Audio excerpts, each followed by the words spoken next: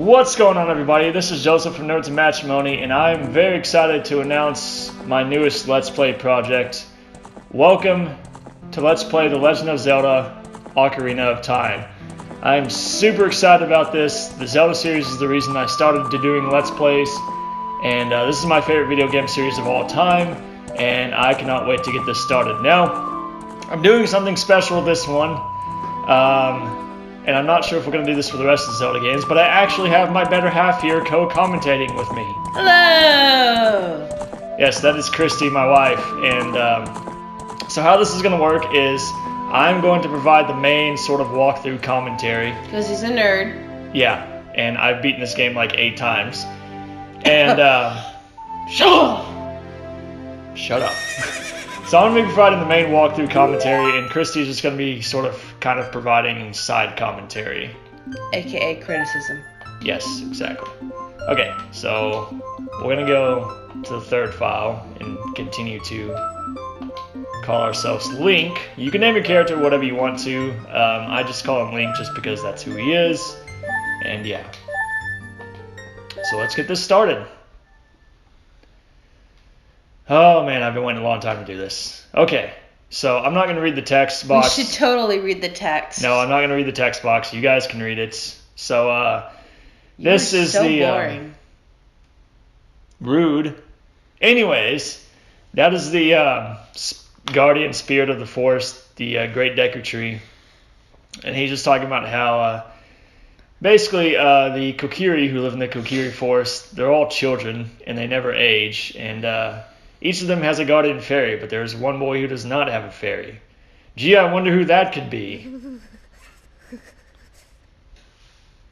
Alright, so apparently Link is having a nightmare, so let's see what this is all about.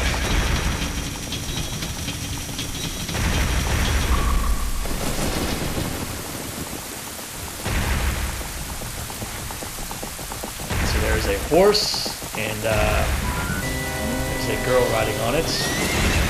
Oh my gosh, who is that? That guy does not look friendly.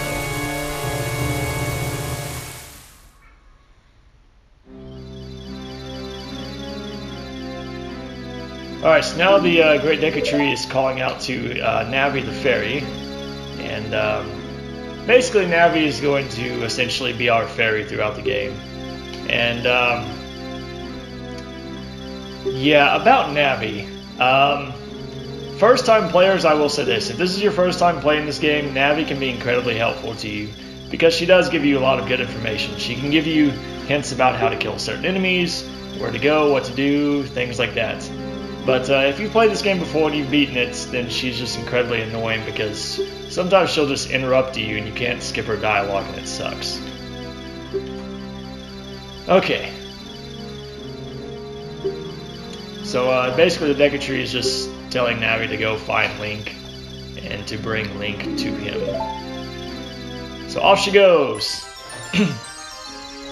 So she's going to give us a nice little overview of the Kokiri Forest here.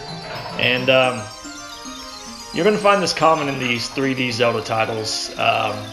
You usually start off in some kind of village that sort of acts as training for the rest of the game. So the Kokiri Forest here, this is going to be our sort of training village. We're going to learn the basic controls of the game that we're going to be using. I love this part right here. Oh, she's going to make it, she's going to make it! Oh, no, she ran into the fence. That's what she gets for trying to be a show-off.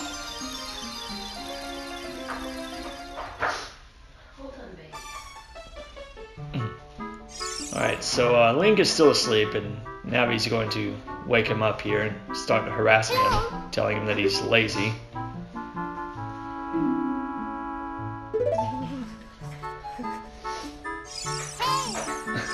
She starts flying around and yelling at him. So, just quick tidbit of information. This game was actually originally released back in 1998 for the Nintendo 64. And I'm actually playing this in the GameCube Collector's Edition disc. Basically, when the GameCube was first released, if you bought one of the first ones that was released, you got the Zelda Collector's Edition disc, and it has 4 full Zelda games on it, and this is one of them. Alright, so now we finally get control of Link, so you can run around his house here. There's nothing to do here, you just want to walk out the door. You know what I was thinking? What? The way she was bossing around, bullying him in the morning because he wouldn't get up. It's like you. You're so mean to me in the morning. That's not true, don't believe that. Alright, so now this girl is running down here to Link. Her name is Saria, and her and Link basically been childhood friends. So when you're on the ladder here, when you're on any ladder in the game, you can use the control stick to go up and down, or if you just want to slide down, you can just push the A button to slide down. Alright, so we're going to go ahead and talk to Saria, and she's going to be all happy for us that we have a fairy. And so she says we should indeed go talk to the great Deku Tree, because it is an honor to be summoned by him. However, we cannot actually go over there just yet. We actually need to get a couple of items before we can go over there. We need to get ourselves a sword and a shield, so we're going to do that right now. So if you look on the bottom right corner in your mini-map, the Deku Tree is on the right side of the map. He's that big blob right there. So before we go over there, we need to get a sword and a shield. So the sword you have to find, the shield you have to buy. So we're going to go find our sword. A sword and a shield? Shut up. Okay, so if you go over here to this house, this is the house of the Know-It-All brothers. And basically there are 3 of these guys. And they can teach you all kinds of things about the basic controls of the game.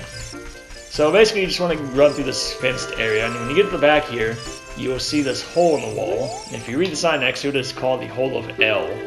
Now, in the Nintendo 64 version, it was called the Hole of Z. The reason for that is because the Z button on the N64 controller acts as the L button on the GameCube controller. The L button basically centers the camera behind you. You can use it to target things that Navi flies over, things like that. So you're going to want to center the camera behind Link here when you get up to the hole. And then once your A button icon says enter, you just want to push it, and now you can crawl through the hole. So when you come out here, you're going to be in sort of this labyrinth type area. And watch out because there's a boulder going around this area counterclockwise. You'll see it come around here in a second. There it is. So you actually want to follow this boulder. You realize you missed something on your side, right? I know, I'm gonna get it. And eventually, when you come around to the right path, you will find a treasure chest. So let's open it.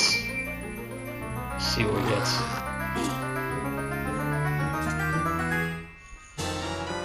I got a thing! I had to do that once. So this is the Kokiri sword. This is the weakest sword in the game, but it's the only one we can use right now. Now make sure once this dialogue box is done that you actually go and equip your sword, because as you can see, we do not have it on our person right now. So you want to push the pause button, and in the pause menu you can see all these different screens. There's your world map, your game completion percentage thing. Here's your equipment subscreen, one that has a picture of Link on it. So you want to go here and hover over the sword and push A to equip it. And then this next subscreen over here, this is your item subscreen. So we'll deal with that later. So now we have a sword, hooray! Alright, so we're gonna go back the way we came in, and we're gonna grab this blue rupee over here, which is worth 5. And the rupees are basically the currency in the Zelda games. Use them as money to buy stuff. So, as I said earlier, we have to buy our shield, and our shield costs 40 rupees, so we're gonna get some rupees here in a moment. So if you come out here and you talk to this know-it-all brother next to this rock, he'll explain L targeting to you. Basically, when Navi flies over something and changes colors, you can push the L trigger to target it. And you can move around and strafe, and if you push the control stick in a certain direction, along with the A button, you can do little jumps like this. So if you target the rock and stand pretty close to it and do a backflip by pushing down an A, you'll get some invisible rupees. Yay!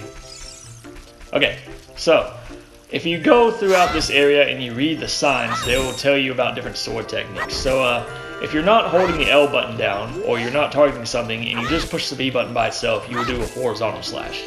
However, if you hold down the L button, or if you're targeting something, and you push B, you'll do a vertical slash. Like that. So yeah. That was a horizontal slash. The first one was a vertical slash. But then you followed it with a horizontal slash. I know. Because I was cutting the rest of the sign down.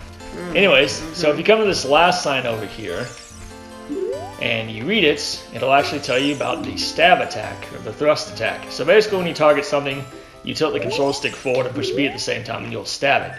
If you do the stab attack on the sign after reading it, you'll get a blue rupee. Alright, so we need 18 more rupees. So there are a lot of ways to get rupees in the game. I'm going to put my sword up real quick. So you can run around this tall grass here, collect rupees. You can run around this tall grass over here and get rubies. There we go. There are these stones over here. You can pick them up and throw them. Some of them have rupees in them. If you actually... Talk to him. Be social. No.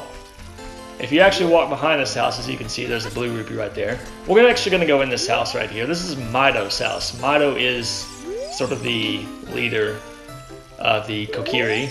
And he's kind of a bully to Link because he is jealous because Saria likes Link and doesn't like him. So what better way to deal with the bully than to go in his house and steal all of his treasure? Yay! Kids, don't do this at home. Oh, the Zelda series teaches us so many great life lessons.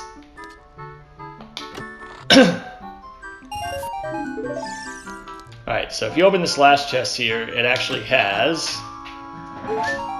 a human heart! Yes, I stole that from Josh Jepson. Okay, so we're back outside. Now we actually have enough rupees to go buy the shield, but I'm going to show you one more way you can get rupees. There are these platforms over here that go across the water, and if you jump across them and you stay in the middle, you will get 5 rupees. And you can actually go inside of a building, come back out and do it again, over and over and over, and you can just keep getting rupees. So this giant building right here is the shop, so we're going to go into it. But before we go in, this girl sitting on the balcony is going to interrupt us and talk to us about using L targeting. And she's basically saying that you can use the L trigger to target things that are not even on the same level as you. So things that are above you, things that are below you, things like that. So yeah. Anyways, we're going to go ahead and head into the shop. Now before we talk to the shopkeeper, if you actually go around the corner here, there's another blue rupee. You did not tell me that when I played this game. Well, you already had enough when you went in there. That was rude. You can always have more money. That's true. Okay, so You're a meanie. So we're going to talk to the shopkeeper, and he has a lot of stuff for sale, but you can actually find everything that he has from defeating enemies and collecting stuff, except for the shield. So we just want to buy the shield here. We don't want to buy anything else. Alright, so this is the Deku shield. This is a wooden shield, and it's the only shield we can use right now. So, just like we did with the sword, we're going to have to go equip this on the equipment screen. And we do not want to buy anything else. Alright, so real quick, let me go equip this.